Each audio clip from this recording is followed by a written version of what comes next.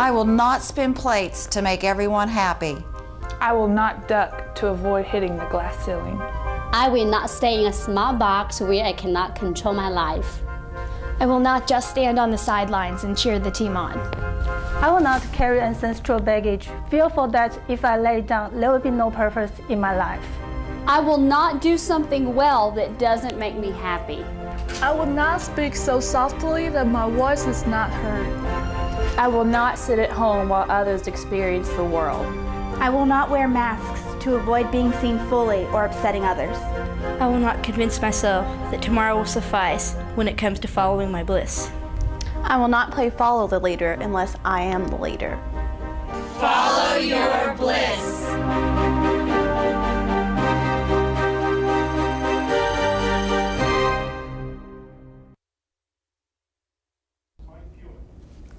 Hi, I'm Corey Patrick, and I will be your host for tonight's episode of Hear Me Roar, the first episode of the spring semester. Gay, straight, athleticism, race, gender roles, fatherhood. How do we interpret masculinity in our world today? Are we manlier because of a certain body build? Because we play sports? Because of sexuality? Because of a race that we belong to? Tonight we will be discussing these issues of masculinity and how the media may portray it today. Tonight on our show we'll be featuring Josh Taylor and Marcus Williams as we get their insights on this topic, as well as featuring Tyler Mullins as our musical guest. So, stay tuned, and we'll be right back with more Hear Me Roar after the break.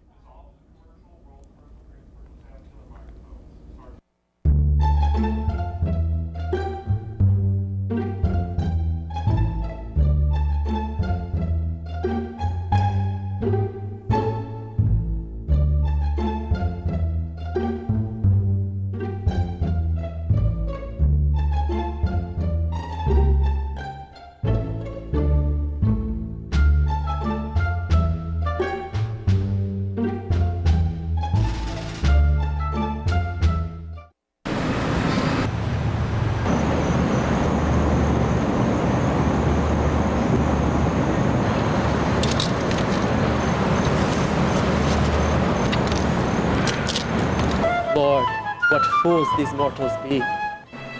Romeo, Romeo, wherefore art thou, Romeo? I have always depended on the kindness of strangers.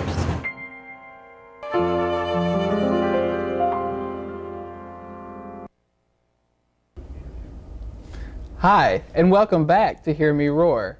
I have with me today Marcus Williams. Hi, Marcus. How you doing? And not too bad. About yourself? I'm doing all right. A little nervous, a little shaken up, maybe. Sleepy.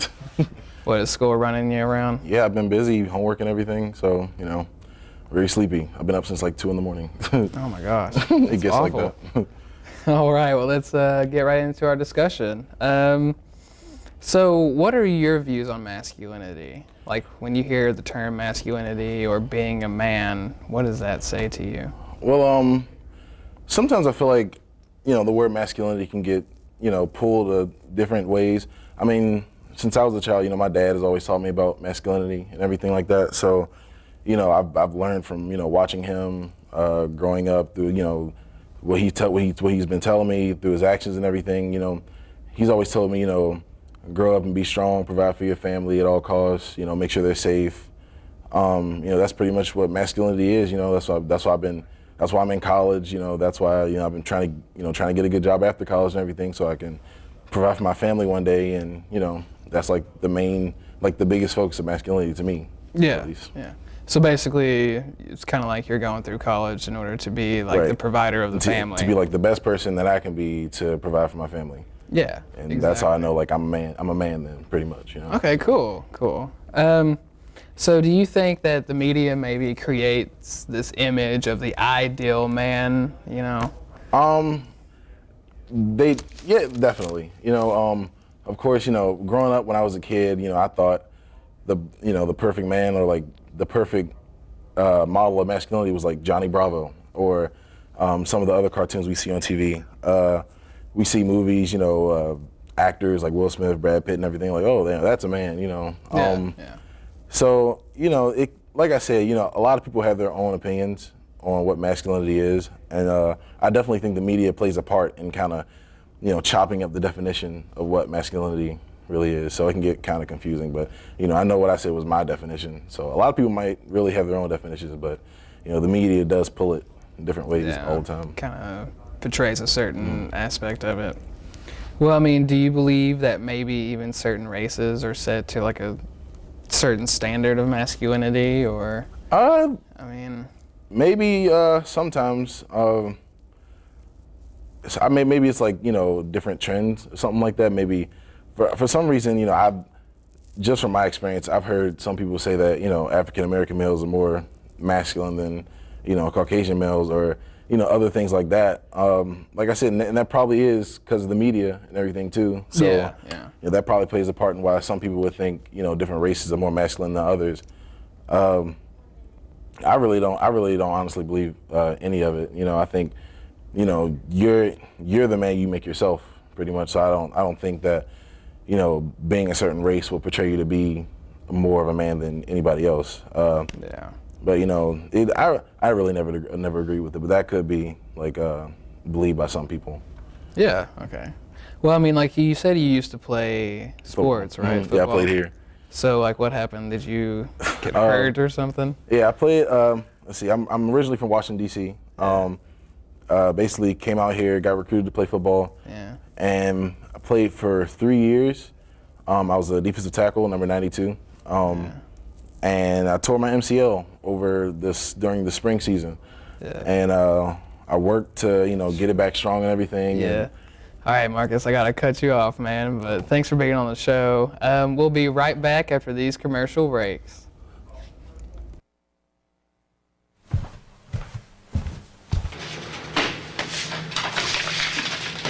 Yo, why you looking at bags, bro? What you need is a chick magnet. You put me in your room and boom, chicks. That's what I'm talking about.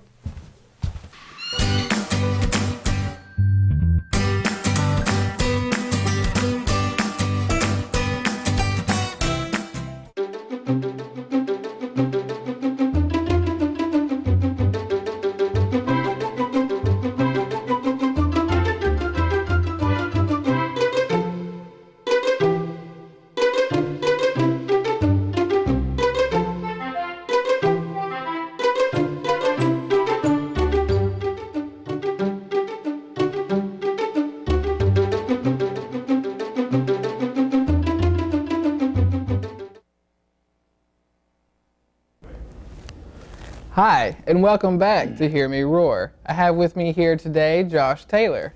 Hey, Josh. Greetings. How are you doing? Doing fine. Glad to be here. All right.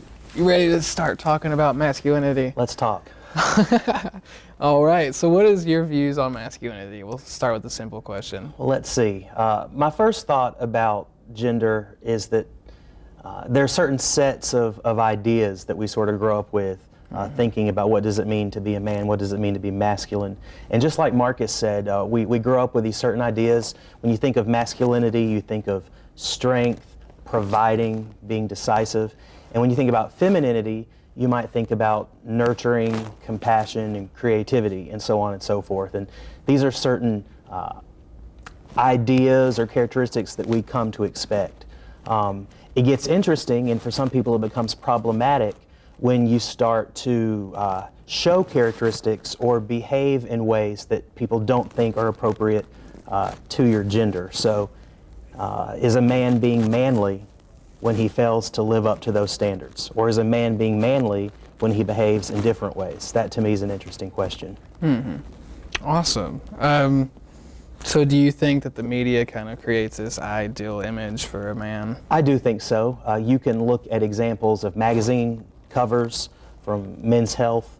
You can look at the box office. You grew up with people like, you know, James Bond or Indiana Jones, and you think, all right, that's a man, because they're displaying these characteristics that we come to expect. They're strong, they're decisive, they do this, they do that. And then other examples that you might see in the media, particularly for gay men, and you get these ideas that there are different ways to be masculine, or perhaps a man can also be feminine, or perhaps a woman can be masculine. So what does it mean when we say someone is behaving in these other ways or showing these other descriptors? Yeah. So. Yeah. Well, I know we did a documentary last semester with you, featured in it, as well as me, and I know you had some hardships growing up as a gay man. That's true. So did you feel like maybe you had to present yourself differently growing up and like now too? I did. In the early days after my coming out, and I can back up and say, when you think about the way dominant culture handles things, dominant culture certainly values heterosexuality over homosexuality, much in the same way that I think dominant culture values men over women or masculinity over femininity. And so when a gay man comes out of the closet, in that moment, at least as far as society is concerned, they have forfeited their heterosexuality. They're homosexual. And so I think a lot of gay men have anxiety. Okay, I'm already something that dominant culture doesn't appreciate or value. So if I can hang on to my masculinity, then I'm hanging on to something that society's going to value. And I think at least for me, and I know many other gay men, in the early days of coming out, often do feel a lot of pressure to really show, oh, well, I'm gay, but I'm still masculine. You know, even if the truth of the matter is that there's all sorts of different elements to their personality. Whether you're gay or straight, if you're a man, you can be compassionate, you can be nurturing, you can be creative. But I did have a lot of anxiety in the early days of my coming out, that I had to sort of present this idea of masculinity because I needed people to respect me. And I think I thought that that would be an avenue towards that, whether it was or wasn't. With time, I'm far less concerned with that than I used to be. Yeah. So, of course, that was 14 years ago. Shoot. I feel like even maybe the media has something to do with that as well. I think so, too. Every single day that you turn on the TV, particularly with gay men, you see more and more representations of gay men, gay families on the TV, and the range of what it means to be a man, the range of what it means to be a gay man has changed. And by change, I mean, I think the media is showing a wider view. It seems like there's reality. a lot more like flamboyancy going on, I think, too. I couldn't hear what you said. Like more flamboyant as well. You probably see traces of that, and then I think you see really the full gamut. To me, that's something that I appreciate. Oh, yeah, because I know when, back when I was a teenager, you saw very pigeonholed representations, and I think now we're seeing a wider view. And I think the more colors that we show, the closer to reality that we're getting. Exactly. Because we all know that none of us fit into these perfect boxes that we think that we probably should. Yeah. I'm a big believer that we don't have to fit into any sort of box. Yeah, definitely. So, all right, well, thank you very much, Josh, for coming on the show. I will be right back with more Hear Me Roar. Oh, there they are.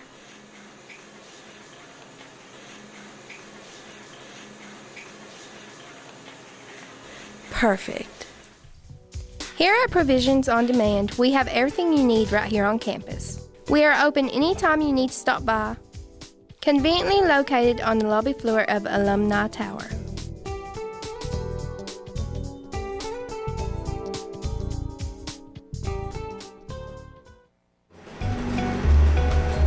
And print. Oh, yeah.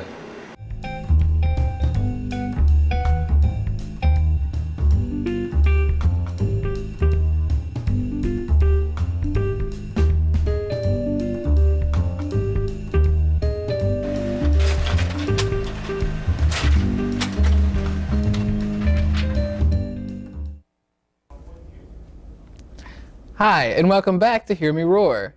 We have a segment produced for you tonight that features several college students and their views on masculinity. Enjoy the segment. I learned to be a man when I played hockey. I dislocated my shoulder in a game. Dad told me to step up, be a man, and play. And I learned to be loyal to my teammates, and when they count on you, play through it. I feel like being a man consists of taking responsibility of all actions and also being strong in all situations. My father plus many father figures have guided me to these beliefs in which I will always remember. To me, being a man is just standing by what you believe in. It can be right or wrong, but to go against your own beliefs is shameful in my eyes. As a child, my father has always been extremely religious. So I've grown up believing I can do all things through Christ, and that has never changed about me. I'm a man of my beliefs. There are a few events in life we as a society deem as waypoints on the road to manhood. To me, it seems graduating college and getting a job, getting married, buying your first house, and having a child as the big milestones to determine success in life. Selflessness, consistency, and humility are big factors in becoming a man as well. Once you realize everything isn't about you, becoming a dependable person and confident in your abilities, you soon realize what becoming a man is all about. Ever since I could walk, my father taught me about being a man. He taught me with his words, his stories, and through his actions. He taught me that it's important to provide for my family at all costs so that they may live happily. Masculinity can be portrayed in the media wrong sometimes, but I thank my dad for setting it straight. I thank him for teaching me, and I know I'll be the best man I could be in the future. I thought being a man was to be tough. Growing up in my household, my dad told me to never make an excuse and learn to accept it. It made me tougher physically and both mentally. Growing up as a guy has always been pretty easy life and fun. I've always been a car guy and into many things that my dad was into. For me, being a car person was a way to relate to other guys and especially my dad. To me, being a masculine guy has come down to cars.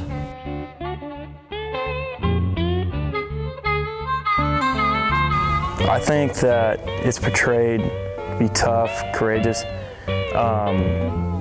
to be brave at all points. You can't be soft or weak in any parts of your life.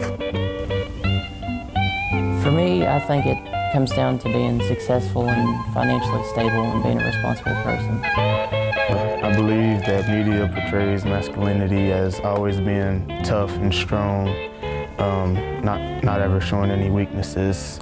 You always have to take control of every situation. Masculinity in the media today, I think, portrays it as men that are strong and just don't show any emotion and, no weakness and just like bringing the money for the household. Sometimes I think in the media, masculinity can be portrayed wrong, like shows like Johnny Bravo and stuff, or maybe exaggerated, but mostly it's just like, bravado, being strong and everything. Media portrays masculinity to be a provider. You always have to provide for your family and protect them. Well, being a man in the media, I would say, is very masculine and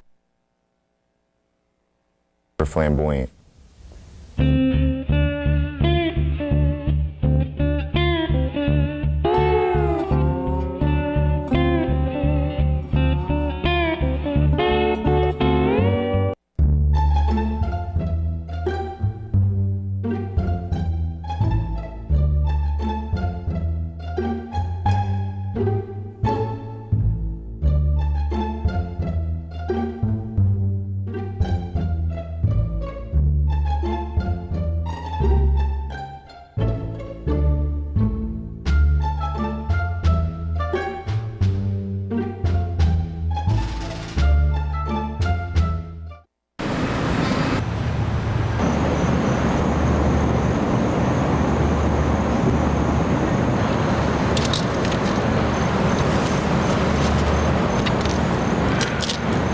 Lord, what fools these mortals be.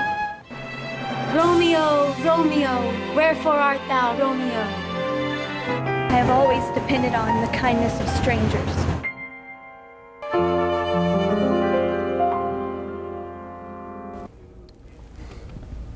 All right, welcome back to Hear Me Roar. I have with me here Tyler Mullins. Hey, Tyler. Hey, how you doing? I'm doing pretty well. How about yourself? Doing great. All right, so could you tell us exactly what you're playing for us right now? Yeah, this song I'm going to sing is one that was written by Merle Travis, who was a great guitar player in the 40s. It's a song called I Am a Pilgrim. Okay, cool. Has this typical song or artist inspired you to play, or? Yeah, his guitar playing is definitely a different style of playing. It's one with three-finger style. Oh, really? Since I'm mainly a banjo player, it kind of translates well. Translate well. Is it kind of like a flamingo thing, you know what I'm talking about? No, it's You'll see once I start playing. Okay. All right, we can do that then, definitely. So do you have anything you want to tell us, like upcoming shows? Or? Yeah, another student and I, other student being Thomas Albert, we call ourselves the Knott Brothers. Okay. And we're playing at the American Legion on Saturday, February 15th. Okay, is that in Mount Sterling? In Moorhead, here in Moorhead. Oh, in Moorhead, okay, okay. The show begins at 8 p.m. and you can buy tickets at the door. All right, how much do tickets cost? $10. $10, that's not bad, it's a good show. No, it should be a very interesting variety show. All right, sounds good. All right, so are you ready to play for us right now? Whenever you're ready for me. All right, well, we'll be right back after these commercial breaks. It never gets old, huh? Nope. It kind of makes you wanna... Breaking the song? Yup. I love the sunset. I love Eagle Lake. I love the forest. I love when eagles play. I love the campus! And all its sights and sounds. Boom-de-yada, boom-de-yada, boom-de-yada, boom-de-yada. I love philosophy. We love diversity. I love English. And all its weird words. I love the music. And all its melodies. Boom-de-yada, boom-de-yada. Boom-de-yada, boom-de-yada. I love fraternities. I love sororities.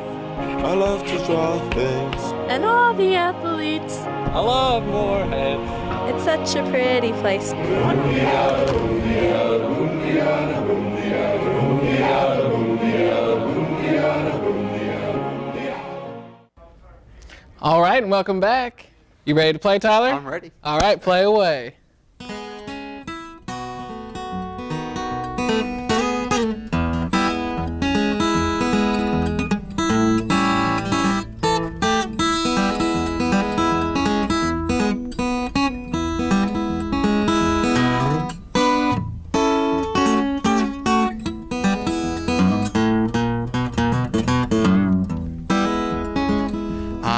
A pilgrim and a stranger traveling through this worrisome land. I've got a home just beyond that city, good Lord, and it's not made by man. Well, I have a mother, a sister and brother who have gone on before. I'm determined just to go and see them, good Lord, over on that other shore.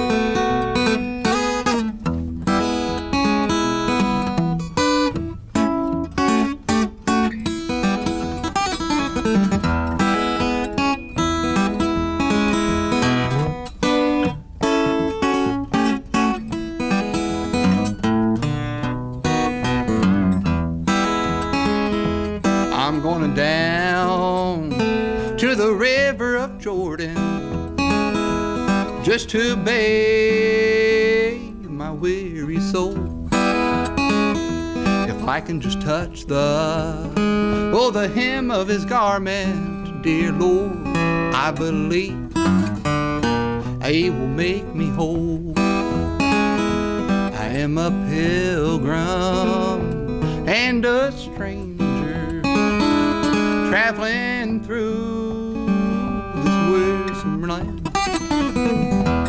I'm going down to the river of Jordan, good Lord, and I believe that he will make me whole.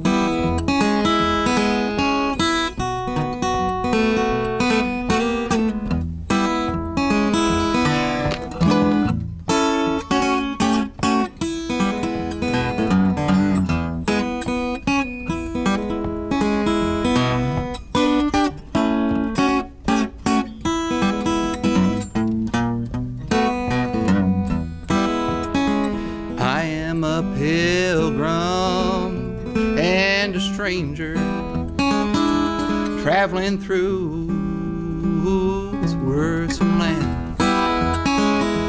I'm going down to the river of Jordan, dear Lord, and I believe He will make me whole. I am a pilgrim and a stranger, traveling through this worrisome land. I've got a home in yonder city, good Lord, and I know it's not made by hand.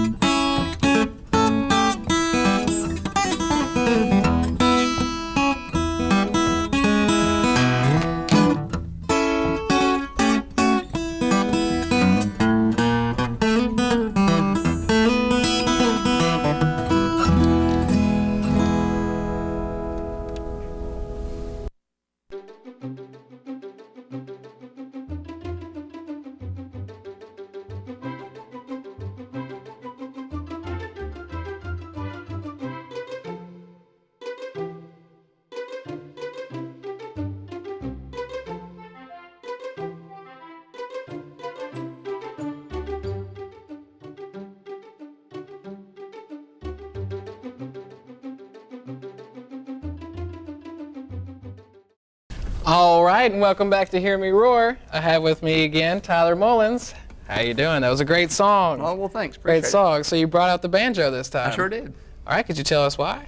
Well, I've been playing banjo for about 10 years. Yeah. And I want to do a song called What a Friend We Have in Jesus. Okay, awesome, awesome. Do you prefer the banjo over the guitar? I like them both. I get my moods where I like the banjo some days and the guitar the other days. I understand that. I understand that. We all have our favorite instruments. I guess. All right. Well, remember, we'll be back in 2 weeks at 5 o'clock, so roar with us then. All right, take it away, Tyler.